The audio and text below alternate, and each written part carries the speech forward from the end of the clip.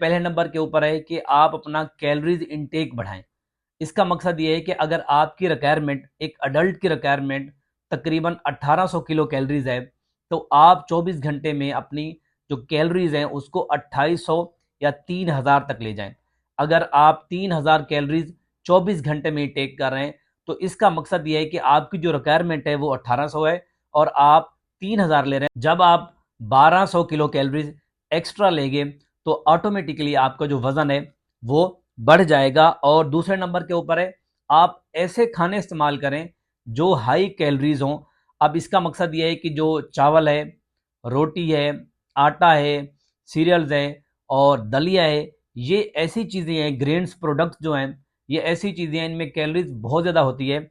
और आप अपने खानों से जो सैलेड है और जो सब्ज़ी हैं, जो फ्रूट हैं या सूप है, उसकी जो क्वांटिटी है वो या तो बिल्कुल ख़त्म कर दें या कम